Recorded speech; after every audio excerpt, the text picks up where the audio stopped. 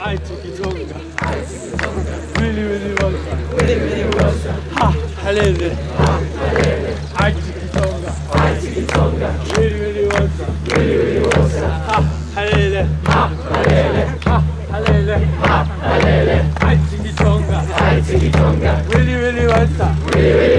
Ha, halele. Ha, halele. I took it longer. Really, really well. Ha, halele. I take it longer. Really, really well. Really, really well.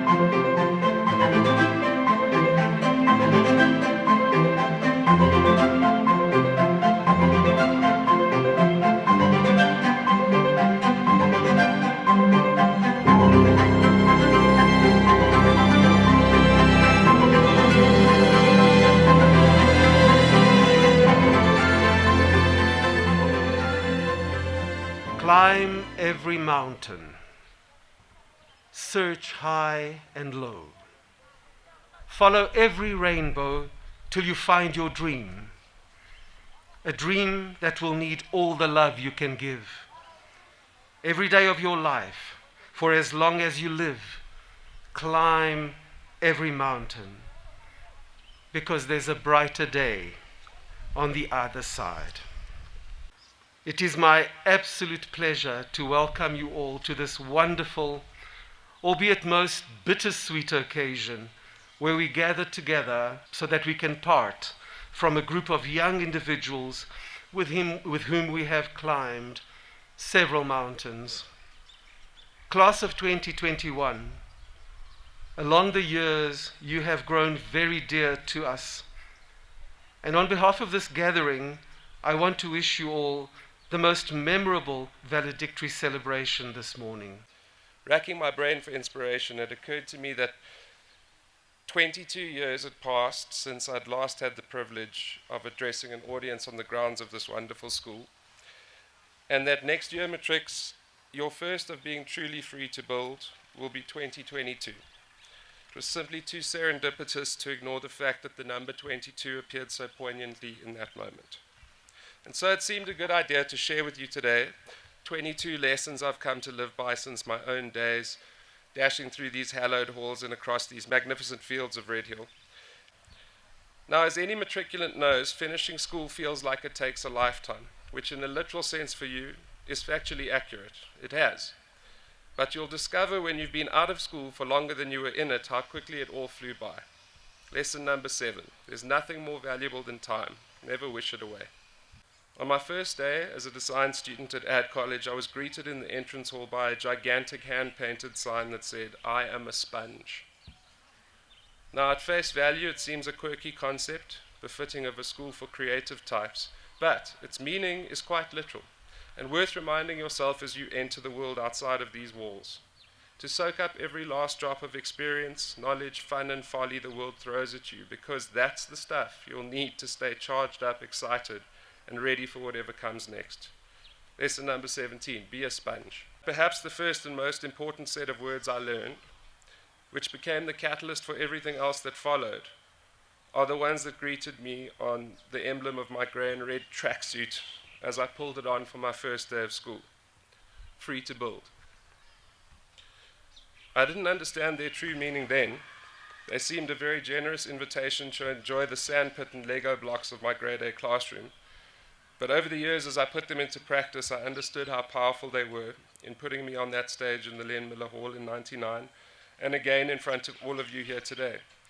And they'll continue to be instrumental to wherever I and we all go next. Your life will be continually filled with memories and lessons that are yours for the keeping. But your legacy, what you leave behind for the others that come after you to grow and learn and benefit from, is what you build with them. And so as you sit here now with a lifetime of learning behind you and the freedom you've so deservedly earned to put into practice and create the life you want to live, the world you want to live in, and the legacy you'll leave behind you for the next generation to continue to do the same, consider this. What will you build? While I reflect on my 15 years at Redhill, there is one common factor which made coming to school exciting: our teachers.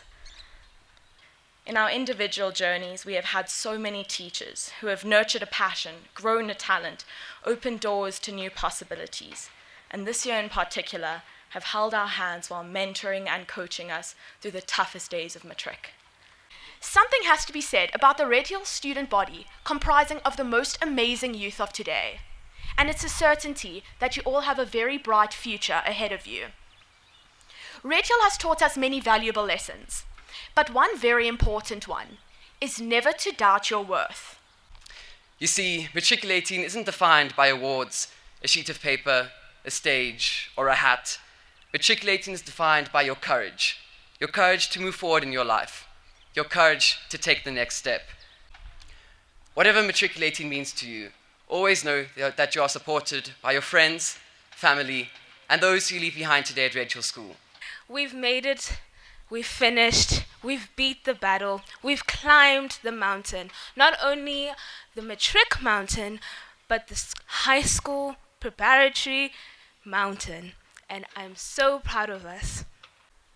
You'll be faced with so many more mountains to climb as we venture off to the world, as we leave the nest and find the world ourselves. However, what I can try and do is encapsulate a grade that means so much to me.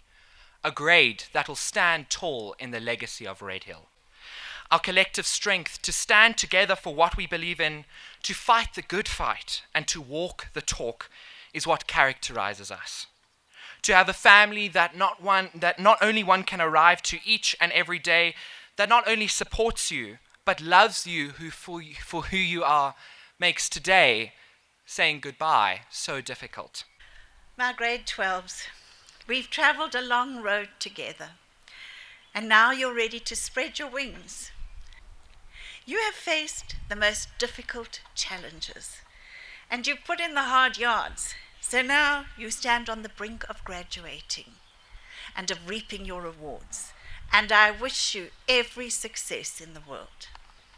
However, when you celebrate your results, as I know you will, just remember that this victory doesn't belong to you alone, because just as it takes a village to raise a child, so it takes a Redhill community to graduate a student.